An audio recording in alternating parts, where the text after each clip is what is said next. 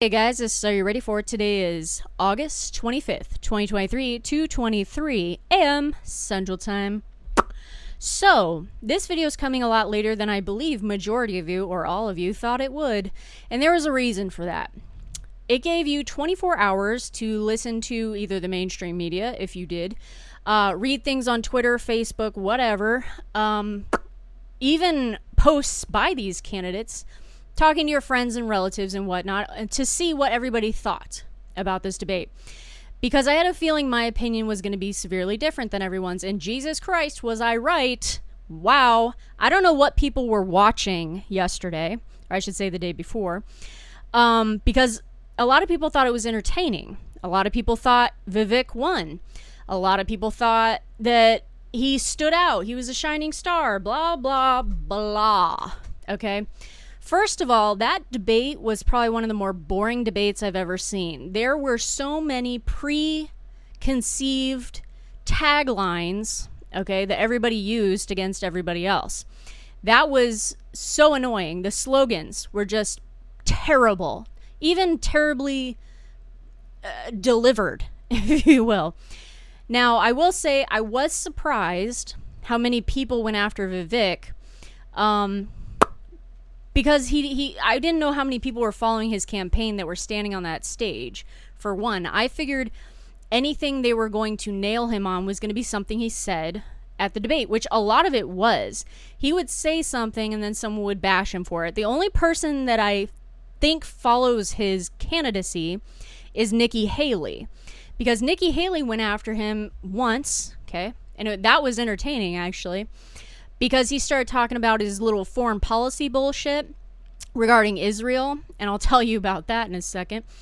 But Nikki Haley actually said, you want to stop funding Israel, because that came up under the Ukraine funding situation. You want to stop funding Israel, blah, blah, blah. And that is actually something he has said. Now, that wasn't brought up by him last night. It was brought up by Haley. And that's what I was looking for, were people bringing up facts that these people were not saying themselves from their fucking candidacies and their campaigns, and them wandering around Iowa for the last fucking week, running their mouths.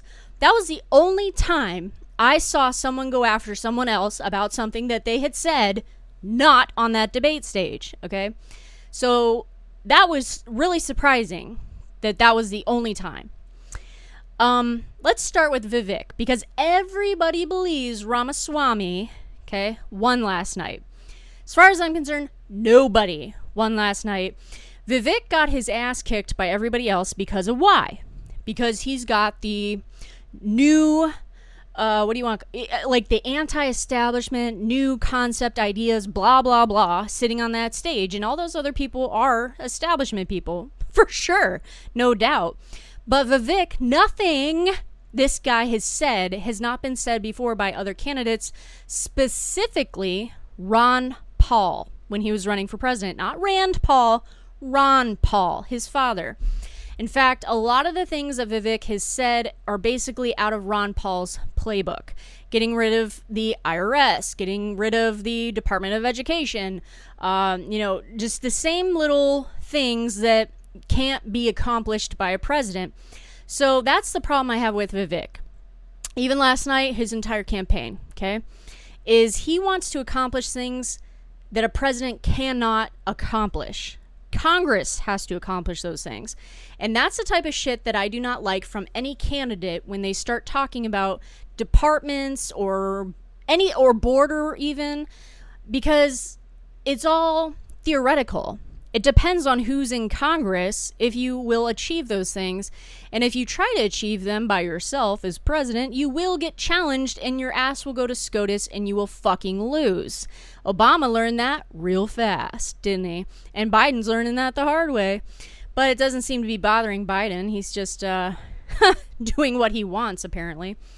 But the one thing that Vivek used, the term, who did you hear this term from before? He said, we need a revolution. Hello, Ron Paul. That was part of his campaign, was revolution, okay? So, go back to, 2012 when he was running, look back at some of Ron Paul's debates or slogans or campaigns or even TV ads. I mean, whoa, this guy, I swear, is a mere image, and he's gonna lose anyway. But the thing about Vivek I don't like is, one, like I said, he's a Ron Paul. Nothing he said is new. He's saying things he can't accomplish that as president, which I believe he thinks he can, which is just causes him to be naive. Two, his foreign policy, if you want to call it that, is so naive that it's painful. Ron Paul was an isolationist, as well as Rand Paul, his son. Vivek comes off that way 100%. He says, we shouldn't be funding Ukraine. We need to be funding us. And then he says, we shouldn't be funding Israel to protect their border. Look how they're protecting their border. We need to be funding our border. That's a cute little slogan, tagline, concept. Okay, whatever. But the fact that he doesn't seem to understand Israel, just the Israel aspect, not even the rest of the fucking world, the Israel aspect, the only reason Israel's able to defend their border, the only reason Israel's able to work their iron dome that they have and afford it, only reason Israel has what they have is because of the United States. If we stopped funding Israel, Israel would be fucked. And so would the entire region, because everyone in that region wants Israel gone, except for some of their new neighbors. I say new as in they're getting along with, would probably just, wouldn't help them. Definitely wouldn't help Israel. They'll just watch as Israel gets wiped off the map. So nobody's going to help Israel in that territory. So, and Israel is an important ally. They are keeping at bay the Middle East in that area for us, especially since we pulled out of Afghanistan. We have nothing, regardless of what the Biden administration says, over the horizon capabilities. No, we don't. In fact, no, I won't even go there. Anyway, so Israel's important in a sense that, yes, they're an ally. People say, well, they're the only democracy in the area. Whatever. I don't care if that's why that's not even a thing of mine. I'm sick of hearing, well, they're a democracy, so we must, like Ukraine. They're a democracy. We must defend them. So, but Israel's important in that area, especially for Iran. Okay, they piss off Iran all the time. They knock off Iranians that are important to knock off for us. Okay, they're keeping an eye on their nuclear capabilities and all that bullshit for us. So the fact that he admires, by the way, according to that debate, he admires Israel for their policies, their patriotism, their border, their this, their that, blah, blah, blah. But hey, I don't want to fund you. Well, good luck with that, Vivek. Some of the other things he said climate change was a hoax. That just killed a lot of people for him that could have, whatever, voted for him. Obviously, most of the GOP believe climate change is a joke.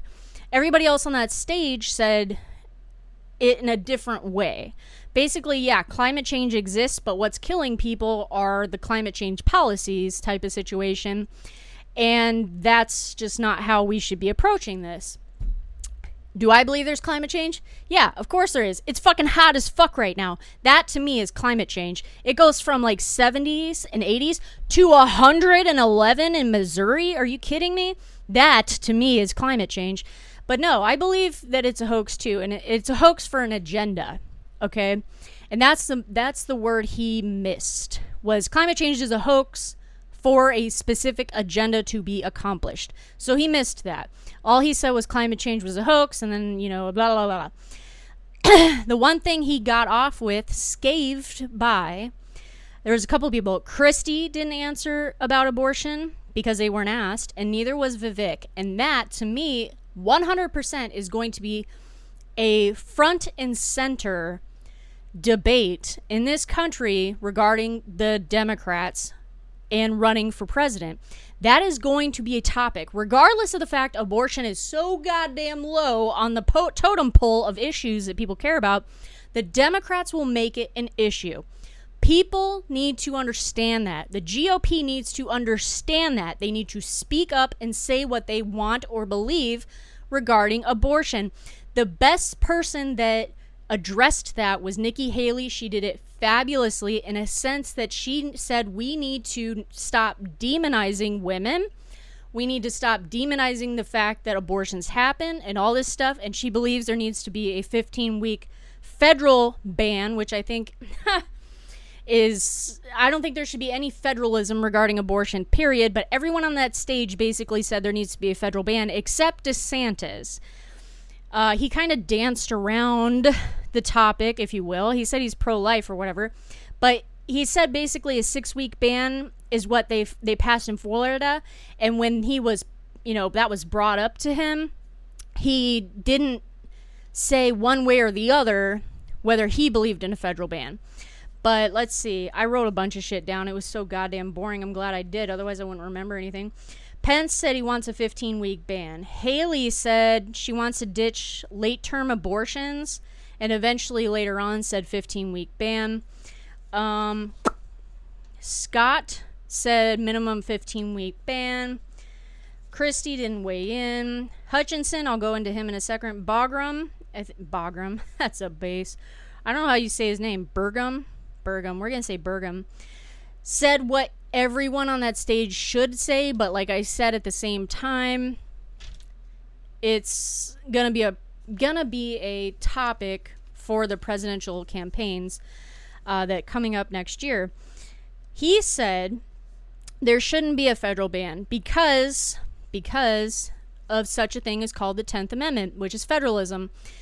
He said that SCOTUS made it very clear that they brought it back to the people, and the people are going to be the ones that should be making this decision, not the feds. The feds shouldn't be part of it. And because what's good for New York is not going to be good for Florida, and these aren't the states he said, but, in Wyoming, it's not going to be the same as Nebraska, and they're not going to be the same as Texas, Colorado, California, whatever. Everybody's going to have their own little abortion laws, and they are, in their different states. And that's what SCOTUS said. That was that ruling. Hutchinson 100% misinterpreted that ruling and actually gave out 100% misinformation, disinformation, wrong information, whatever you want to call it, saying that he believes he believes that SCOTUS gave the people the right to make the decision about abortion by saying that they also gave the right to the representatives that represent those people. So he believes Congress can make a law regarding abortion, and he believes in that. I don't know if he actually said a 15-week or anything like that, because I don't have it written down, but he may have. But regardless, he believes that representatives were actually given that right by SCOTUS because they're representative of the people. That is not what SCOTUS's ruling said.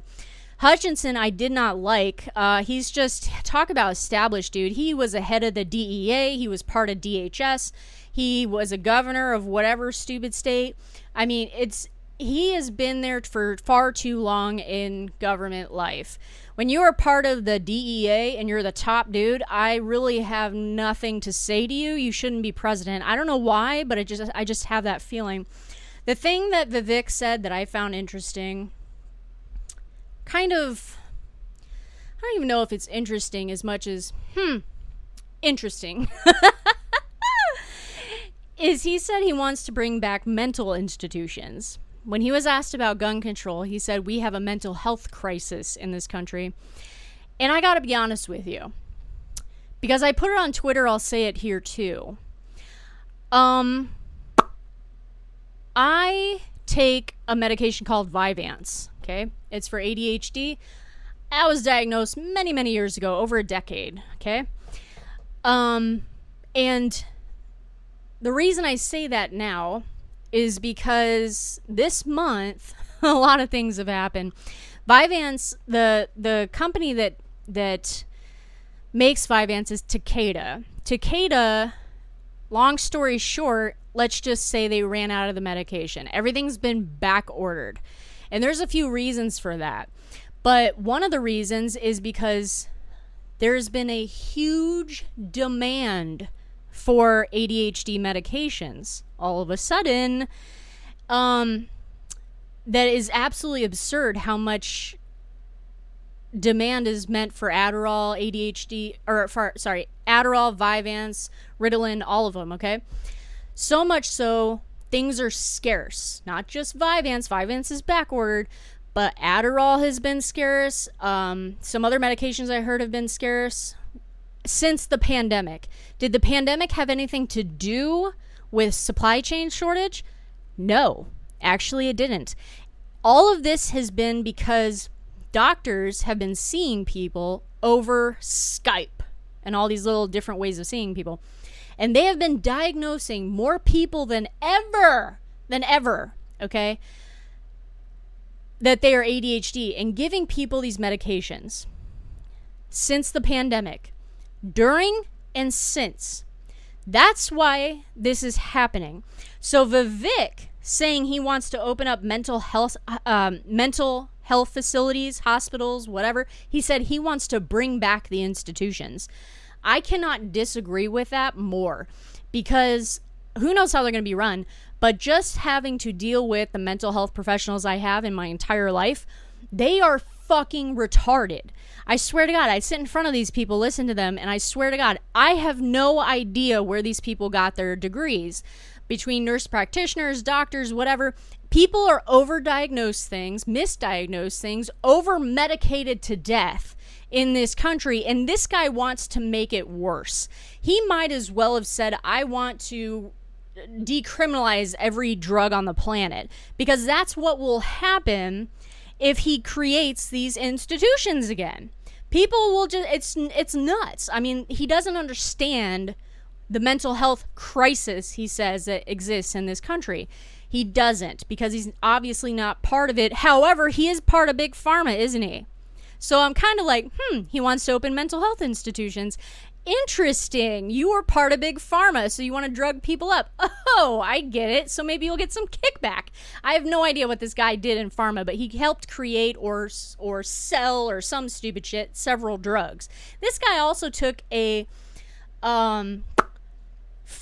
not a grant, a loan, whatever. What do you call it? It's not grants, not a loan, a scholarship. He took a scholarship from Soros when he was 24, and this has been brought up. And I heard his ridiculous reasoning today on mainstream media when it was brought up to him. He said he was 24 years old, which, by the way, at the time, his taxes he was reporting over $2 million in income.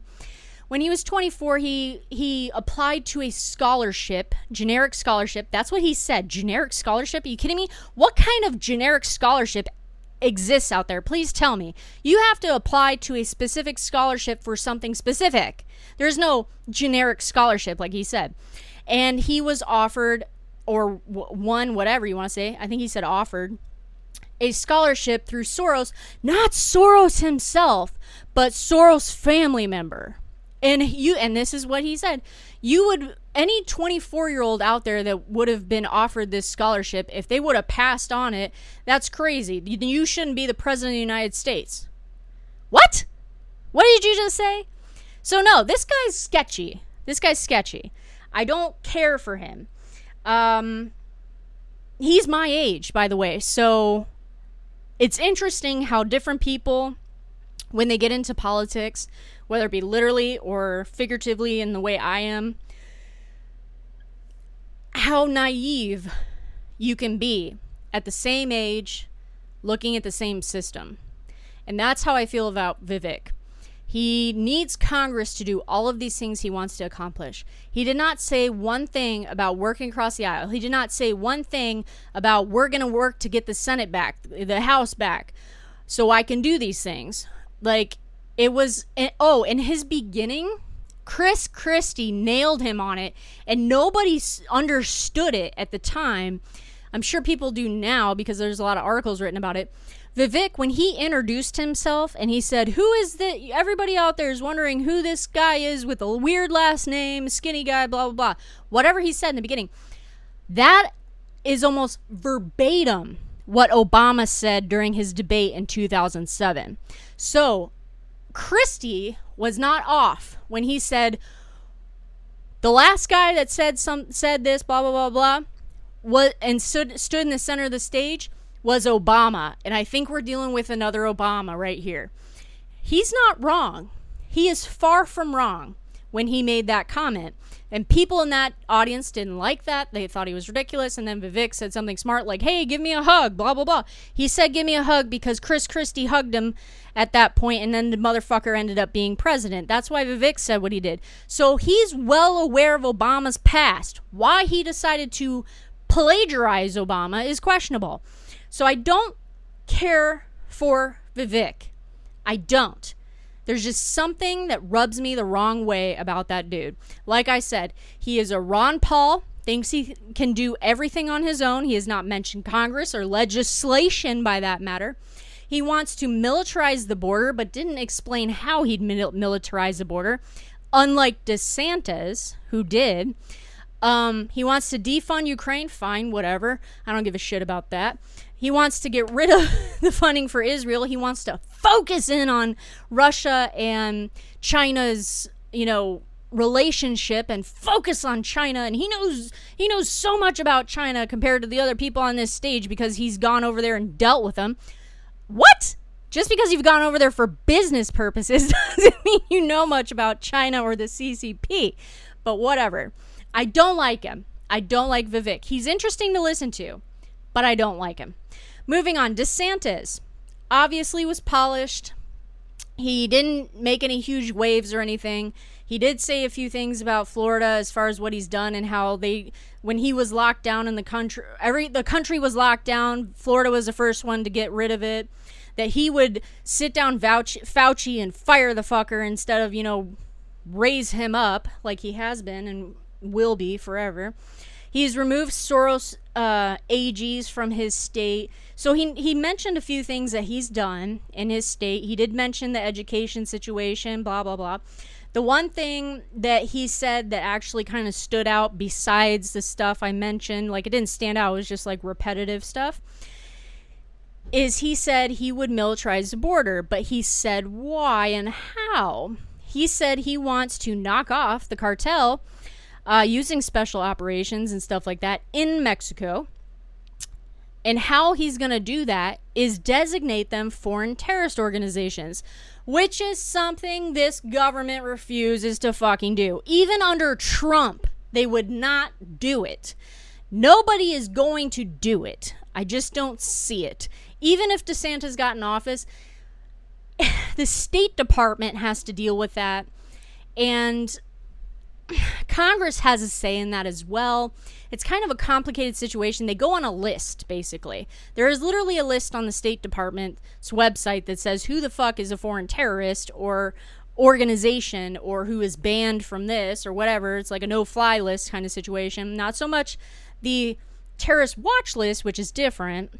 It's more of a list of organizations that are considered terrorism. The cartel is not on that list. They will never be on that list.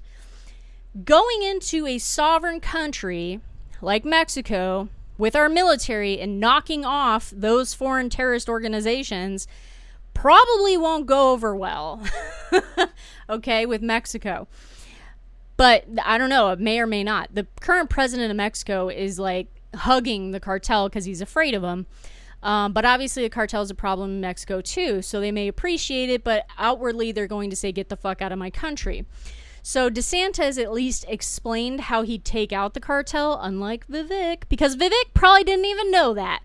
Vivek probably has no idea that they have to be known as a foreign terrorist organization before he can even touch them at the border with the military. So, again, naive. Haley came out swinging. She was rather argumentative. She said the Margaret Thatcher line, which, if you want something to get done, you ask a woman to do it, blah, blah, blah. So that was obviously planned. She believes in climate change, but she, said we need to do it in a different route. She was pretty authentic, though. I think the one thing that was cool about Haley is, one, she knows how the world works in a sense of our government. She mentioned Congress. She mentioned legislation. She had facts in her pocket about certain things. She was throwing out things that matter. She wasn't throwing out like Scott did, where he's like, 17% of the people only believe in the DOJ. No, she was actually saying things like, if we're going to have some sort of abortion legislation, we need to have 60 senators. Right now we have 51. We're up against 51 Democrats. It will never happen. Even if we get 60 GOP in the Senate, not all of them are going to vote for any type of ban for the abortions. And then you look at the House, blah, blah, blah. So she knows and she recognizes and is willing to say the things that she wants to do, she needs Congress for. That I appreciated out of Haley. That's basically it. Pence obviously had talking points. He's very polished. He's been a politician forever. He was in the House of Representatives, blah, blah, blah. He told Vivek that he told us that we don't need the on-the-job training president, which he was talking to Vivek. He was pro-life. He mentioned religion quite a bit in his bullshit. So did Scott, and that kind of really got old, to be honest. They were like, it almost seemed like Scott and Pence were trying to up each other on the religion situation. But he argued with Vivek quite a bit when he did say, by the way, if you watched it, obviously you saw it, that Trump literally asked him to overturn the election. Found that interesting that he was willing to point that out. Because I'd heard that, but I never had gotten confirmed, especially by Pence. So when he said he had, Trump told him he had the right to overturn the election and not certify certain electoral votes and stuff from states. I did not know Trump actually asked him to do that, so I found that interesting. Senator Scott, he's been a senator for 10 years now. He, literally the only thing I wrote down for him was nervous. He was nervous. It was very obvious. He had talking points. He's pro-life. He believes in the 15-week minimum limit ban situation for abortion, and that's literally all I had written down for him. He was very forgettable. It was really sad to see that, because I was really excited for Scott to come into this race, because I think he's excellent. He's very good. He's very well spoken and everything else. But last night on the debate stage, if you've never seen Scott like I have, because I've seen him in Congress, on the Senate floor, in committees, everything. I've been watching this guy for years. If you haven't seen that footage of him, last night was not Senator Scott, and it was not President Scott either. I mean, he just fell into the background. Christie, oh good Lord, Christie. I wrote down authentic, dull, and talking points. He made that stupid commentary, if you will, that Vivek sounded like GPT on the stage last night. We don't need that. He's an amateur, blah, blah, blah. And to be honest, that was obviously a line he had in his pocket and ready to go with. That was like a really pathetic moment for him. He didn't weigh on the abortion situation. When they talked about Trump, he was not willing to vote for him if he became the presidential nominee. Everyone on that stage said they would, except for him and Hutchinson. And he basically said it's Trump's behavior is below the conduct of the office. We need to stop normalizing this behavior and blah, blah, blah. And he finally got his Trump issue in there. And his whole campaign is anti-Trump. He's not going to get any base voters for that. But Christie's just not what do you want to call it? He's not a competitor. He's there to be an annoyance, So let's move on. We've got Hutchinson and Burgum. I think it's Burgum next. Hutchinson had talking points. He's very experienced, like I said, way too experienced. Totally the elite, if you will. He's part of the establishment, 100%. So he's pro-life. He definitely misunderstood the SCOTUS shit. He's not voting for Trump if he becomes a nominee. He said Trump actually should be disqualified under the 14th Amendment. Looked up the 14th Amendment. Has to do with if you've basically participated in an insurrection and all this shit. So he's definitely establishment. He's almost reminds me of McCarthy in a sense that she says stupid shit like, not McCarthy, excuse me. That's a dude, and he's the House Speaker. What the fuck is that bitch's name? Why am I blanking? What's her name? Oh my god, you know who she is. She's a stupid bitch that was head of the January 6th committee in the House. She lost her seat this time. She's from like Wyoming or some shit. Liz Cheney. There we go. Liz Cheney. He reminds me of Liz Cheney when it comes to that situation. Moving on from Hutchinson, we're going to go to Burgum. I didn't know who the fuck this guy was. I don't think anybody did. But to be honest, is like what I've heard all day long is he was dull. He, didn't belong on stage. He was forgettable, blah, blah, blah. But to be honest with you, I was actually impressed by some of the stuff he said because he really wants to focus on energy. A lot of the other candidates said it too, but like he repeated that in answers that weren't talking about energy. He did stick to talking points. He was very authentic. He was lighthearted. He made a couple jokes that were not on behalf of other candidates, which I was surprised nobody else did. And like I said, he believes that the federal abortion ban shouldn't exist, that it's federalism, that it should go back to the states. He said a few other things that were just very anti-establishment, that is more founding fathers view than it was what's going on in our country right now regarding the government. So he's very founders fathers like, if you will, and I like him. I have no intention of voting for him, but I like him. He was an interesting little character. So those were my commentary analysis regarding the debate last night. So DeSantis, polished talking points. He was a little perky every now and then. Vivek is annoying. I can't stand him. He's the revolution, and that's Ron Paul. He's just Ron Paul recycled. And actually kind of Obama, and he's a little sketchy. Haley, I like I said, talking points. She came out like a little argumentative, but she really like punched Vivek in the face regarding his foreign policy and that he's got no foreign policy experience. It's more like he's naive than not having foreign policy experience, which he doesn't, obviously, but he's naive, and that's the word she should have used. Pence, obviously, he doesn't have a chance. His religion shit was really bugging me. Scott was nervous, fell into the background. Christie, authentic, started to become argumentative. When I say authentic, I mean he's authentic in a sense that he's himself. Like, he is not going to turn into anyone else on any debate stage as a contributor, nothing. Christie is Christie, regardless of whether you like him or not. He's authentic in that sense. Hutchinson, total establishment character, has some misguided interpretations of the SCOTUS ruling, which to me says immediately, boom, you're going to ignore SCOTUS too as president. And then Burgum, like I said, he was authentic to himself, lighthearted, more of a founding fathers candidate.